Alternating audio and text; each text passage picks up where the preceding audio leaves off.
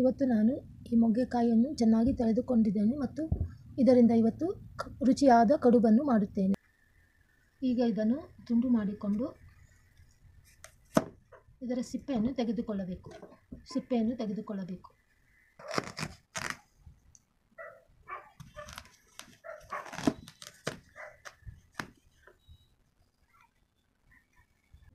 ಈಗ ನಾನು ಇದರ ಬೀಜಗಳನ್ನೆಲ್ಲ ತೆಗೆದುಕೊಳ್ಳುತ್ತೇನೆ. ಹೀಗೆ ಬೀಜಗಳನ್ನು ತೆಗೆದುಕೊಳ್ಳಬೇಕು.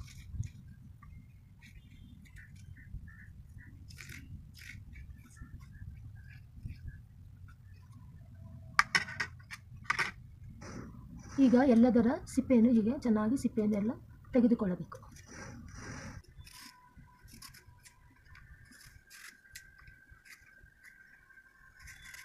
ಈಗ ಇವೆಲ್ಲವನ್ನು ಚೆನ್ನಾಗಿ ಬೀಜಗಳನ್ನು ತೆಗೆದುಕೊಂಡು ಸುರಿದುಕೊಂಡು ಆಗಿದೆ. ಹೀಗೆ ಚೆನ್ನಾಗಿ ಸುರಿದುಕೊಳ್ಳಬೇಕು.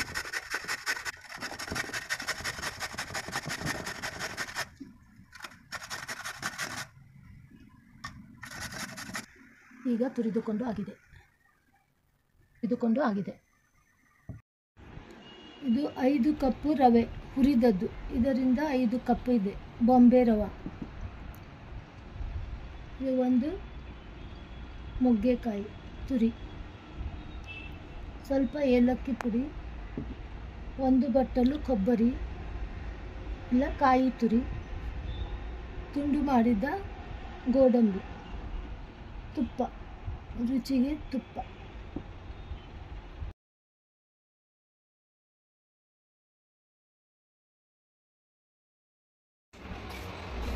ಈಗ ಇದನ್ನೆಲ್ಲ ಮಿಕ್ಸ್ ಮಾಡಿಕೊಳ್ಳಬೇಕು.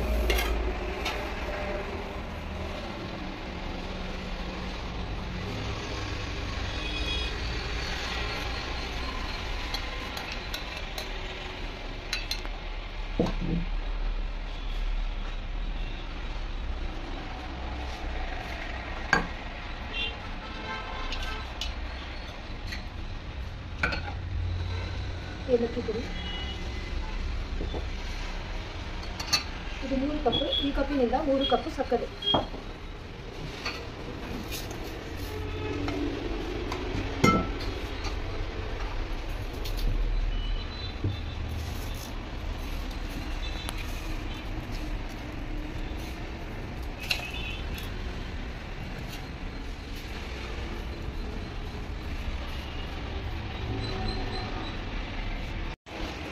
ಈಗ ಸ್ವಲ್ಪ ತುಪ್ಪವನ್ನು ಸ್ವಲ್ಪ ಹಾಕಿ ಮಿಕ್ಸ್ ಮಾಡಿಕೊಳ್ಳಿ.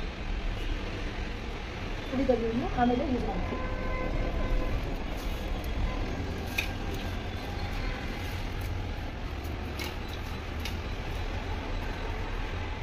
ಸ್ವಲ್ಪ ನೀರು ಹಾಕಿಕೊಳ್ಳಿ.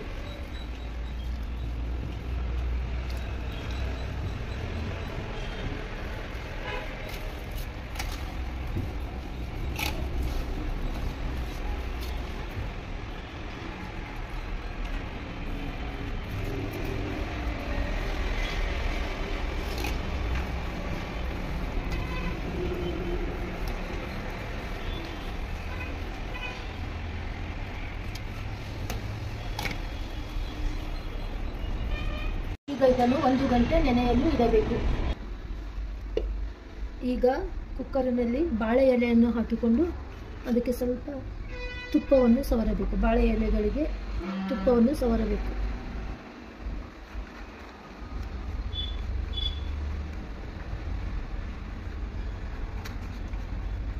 ಸವರಿಕೊಳ್ಳಬೇಕು. ಈಗ ಇದನ್ನು ಮಿಕ್ಸ್ ಮಾಡಿದ್ದನ್ನು ಇದರಲ್ಲಿ ಹಾಕಿಕೊಳ್ಳಬೇಕು.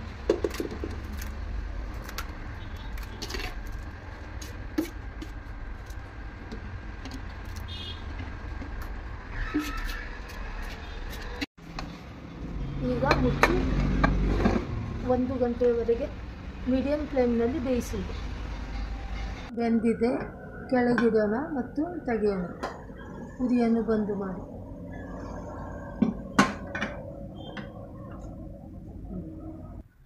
ಈಗ ಕಡುಬು ರೆಡಿಯಾಗಿದೆ. ರುಚಿಯಾದ ಕಡುಬು. ಈಗ ಇದನ್ನು ಪೀಸ್ ಮಾಡೋಣ.